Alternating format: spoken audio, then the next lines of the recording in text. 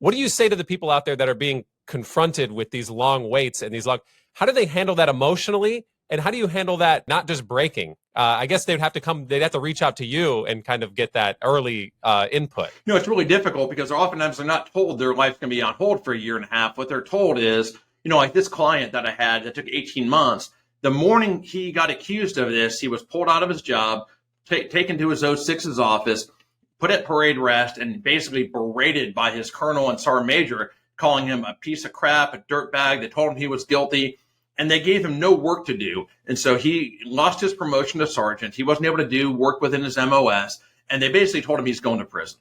Like, that was the mindset. And these clowns, these piss poor leaders with no moral courage, this colonel and this sergeant major that had just zero moral courage and couldn't hold off to say, let's look at what the evidence shows.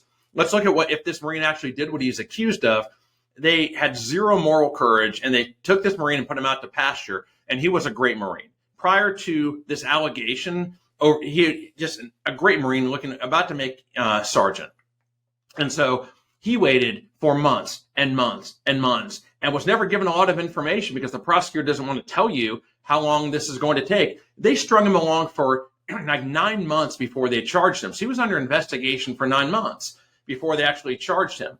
And, in a case, I've seen cases where it's a year and a half before you're even charged, and which is absurd. I mean, it really is absurd because in state court or in federal court, they can do an investigation and make a decision pretty quickly if they're going to charge you. But in the military, especially if it's sexual assault, God forbid they don't take all the time they need to. But what they do in 10, 11 months, real investigators could do in a month or 2 months because they have so many cases that are out there, so many bogus cases of sexual assault in particular, that they'll do one investigative action on one case and let it sit for a month, do another investigative action, let it sit for a month.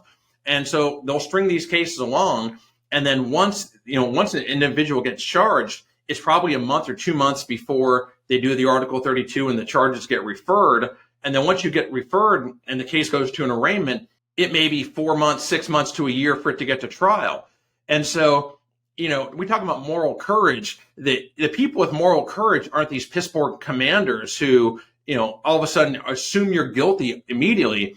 What I see, the Marines and these soldiers and these sailors and airmen with moral courage are the ones that say, I didn't do what I'm accused of, and you can give me the, quote, best plea deal you can give me, but I didn't do what you're accusing me of, so I'm taking it to trial. If that means I have to go wait a year, if that means it's going to cost me a lot of money to go hire, competent counsel that's going to prove my innocence, so be it, because they have integrity. A lot of these Marines, they have integrity, they have moral courage, and their name and their reputation actually means something, and they're going to fight it out.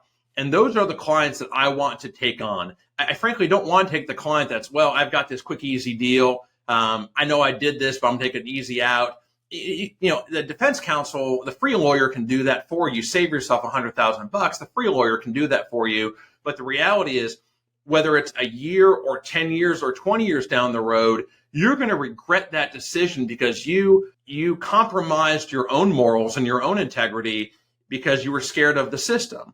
And a lot of times it's just an issue of being scared of the system because the UCMJ is a big, essentially, it is this machine that is designed to grind up and spit out service members and put them in jail under the notion of good order and discipline. And that's what it's designed to do.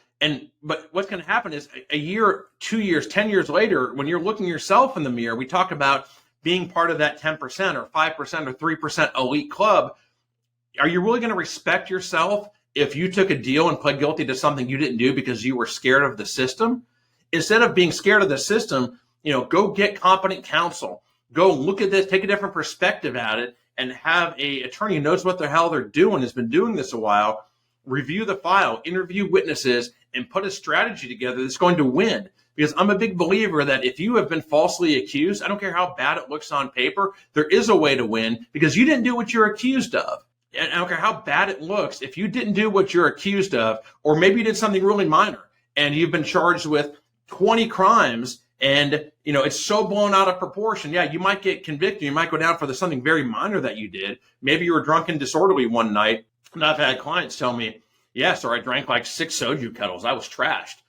Got it. You may have been trashed, but they're confident they didn't do what they were accused of beyond that.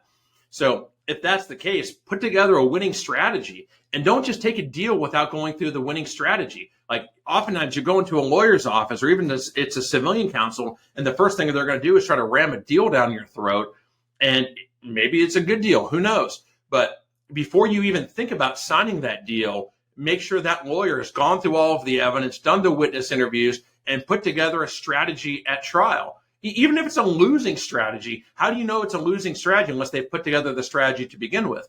Otherwise, they're just trying to get you to take a deal without doing a lot of work. And the real secret is that's easy money. You'll get lawyers that charge you $20,000, and they're going to get you to do a plea deal. And a plea deal is right for some cases, but if you're getting charged $20,000, it's probably, they're in their mind already. They're like, this is going to be a plea.